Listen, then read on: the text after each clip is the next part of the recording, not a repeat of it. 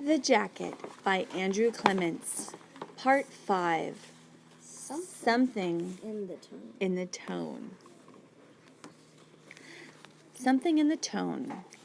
Phil usually slept in on Saturday morning, so his dad was surprised to see him in the kitchen a little before 9. Early basketball practice today? Nope, just couldn't sleep. Phil gave a big yawn. Couple eggs sound good? Sure. Phil grabbed a clean glass from the dishwasher. Phil grabbed a clean glass from the dishwasher, got out the orange juice, poured himself a glass, and sat down. Page 58. His dad liked to cook, and Phil watched as he cracked both eggs, one-handed, against the side of the frying pan. As they started to sizzle in the butter, his dad said, "So, how's the team look this year?" "Team looks great. First game's next week against Regina." "You gonna start?" asked his dad, one eyebrow cocked. Phil shook his head. "I don't think so. There's another guy who's taller than I am, and he's a really good shooter too. I'm gonna get to play, but I think the coach will start him at center instead of me." "This other center, black kid?" Phil heard something in the tone of the question. "Yeah, Dennis Hardy." "Figures," his dad said, flipping first one egg, then the other. Definitely something in that tone. Phil said, "What do you mean?" Page 60. His dad shrugged. "I mean, find me a team anywhere in the whole country that's not mostly blacks. That's all. And now even golf. Probably bowling next. Be nice if some other folks got some game too. That's all." He slid the cooked egg onto a plate, dropped on 2 pieces of toast, put it down in front of Phil, and said, "Breakfast of champions. Eat up." Then he sat down across the table, picked up his coffee mug, and turned to a fresh page of the sports section. Phil ate a bite of eggs and then drank some of his juice.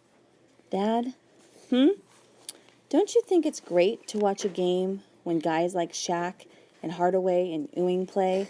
I mean, they're great players, right? And Jordan, he's the best, right?" His dad shrugged. "Sure, don't get me wrong. It's fine that those guys are so great. Great is great. But see what I mean? When you think about great, do you remember Bob Cousy or Larry Bird or Bill Walton? No, you remember Wilt Chamberlain and Magic Johnson and players like Ainge and Stockton. Forget about it.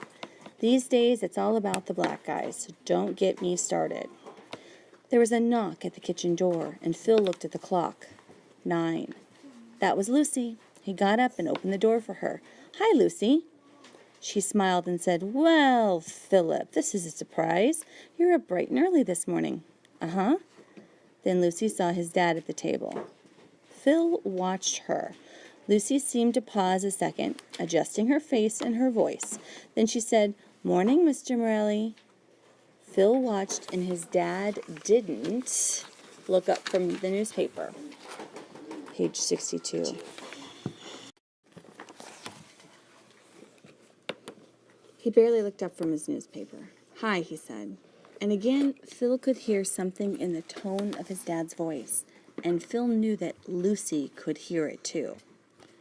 Walking out of the kitchen, Phil passed Jimmy in the family room, glued to the TV, flipping from cartoon to cartoon. But Phil hardly noticed. He was thinking. All his life, Lucy had called him Philip, and she had called his brother Jimmy and his sister Juliana. And for as long as he could remember, Lucy had called his mom June, because that was her name, June. Because, like his mom had said, Lucy was a friend. But Phil couldn't remember Lucy ever using his dad's first name. She always called him Mr. Morelli, never Nick, always Mr. Morelli. And for the first time in his life, Phil understood why. Page 63. At about 11:15, Phil was in his room. His mom had sent him there to make sure everything was picked up off the floor. So Phil dug some stray socks out from under his bed, picked up the CD cases and books that were spread around on the carpet, and then began stuffing some shoes and a couple of dirty sweatshirts into his closet. For years, he and Lucy had had a cleaning day deal. As long as Phil got the floor clear of obstacles, she'd leave his closet shut. Phil pushed the door closed with his shoulder and flopped onto his bed to listen to a song. 3 minutes later, there was a loud knock on his door. "Come in," he had to yell to be heard above the music. As Lucy stuck her head into the room, Phil hit the stop button on his CD player. "I've got some work to do in here." And then, page 64, "and then I'm going to run the vacuum. You in or out?"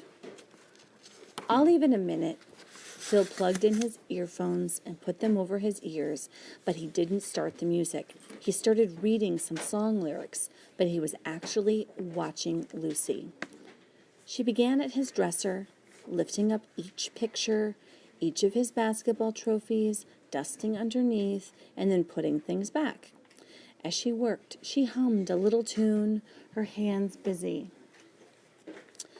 Phil pulled off the earphones, cleared his throat, and said, "You know, your grandson goes to my school." Lucy nodded. "I guess I knew that. It's the Kerwin school, right?" "Uh-huh." Lucy kept working, now dusting the bookshelves above his desk. Phil said, "Did Daniel tell you about what happened on Thursday?" "Something about his jacket, right? I heard about it, but not from him. I don't think he wants to talk about it." "Well, it was kind of my fault. I didn't know it was his, so I thought he stole it or something. He got pretty mad about it." Lucy smiled, nodding again. "He does have a temper, that boy, but he gets over things. You didn't mean him any harm. Any fool knows that, and he's no fool. Straight A's in all his classes, smart as a whip." Lucy had finished dusting, and she stepped into the hallway and pulled the old Electrolux, that must be the vacuum cleaner, through the doorway. Phil jumped off his bed. "Here, I'll plug it in." "Thank you." Lucy was ready to switch on the vacuum cleaner, but Phil said, "I think I'd like to call him. Daniel, can you tell me his phone number?" "Sure can." And Phil grabbed a pen and a note card off his desk and wrote down the number. "Thanks, Lucy." She smiled at him. "You're a good boy, Philip, a nice young man, and so is my Daniel. Now you scat out of here and let me get my work done." Phil stuffed the note card into his back pocket. He went straight downstairs and into the family room. As he turned on the computer at the desk against the wall, he felt bad. What he just said to Lucy was like what he had said to his English teacher on Friday about how there might be a note in the office from his mom. It was almost a lie, but not quite a lie. He was lying, though. Okay. Phil didn't really intend to give Daniel a call, at least not today. Today, Phil had a very different plan. With a few clicks, he activated, page 67, he activated the modem. This is when internet was slow, you guys. We used modems. Modem. In MySpace. Yeah. It makes a noise. And it takes a while. He activated the modem, and it began to chirp and whine. Phil knew exactly what he was doing because he'd been thinking about it all morning. He went to a search engine, clicked on Find People, then clicked on Reverse Lookup. He typed in Daniel's phone number, and in 2 seconds, there it was on the screen. 2518 Randall Street. And once he had Daniel's address, after only a few more mouse clicks and a few more key taps, Phil printed out a detailed map that showed exactly how to get from his door to Daniel's. Studying the map, Phil was surprised. Daniel didn't live that far away, just a little more than 2 miles. And Phil thought, 2 miles? That's not far at all. I run farther than that during one basketball practice. After he shut down the computer, Phil went to the front hall closet and pulled on a stocking cap. Page 70, his cross-trainer Nikes, and a hooded sweatshirt. He stuffed a pair of lightweight gloves into the front pocket of his sweatshirt. Then he leaned down and picked up his gym bag. In the kitchen, Phil peeled a piece of paper from the memo pad by the phone. In large letters he wrote, "Going to run over to Lee's house. Maybe play some b-ball. Be back later." As Phil signed his name and put the note under the salt shaker on the kitchen table, he knew he was letting himself get away with another half-truth. In other words, he's lying.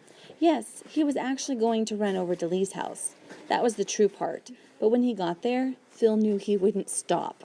He was going to keep on running. He was going to take a nice long run all the way to 2518 Randall Street.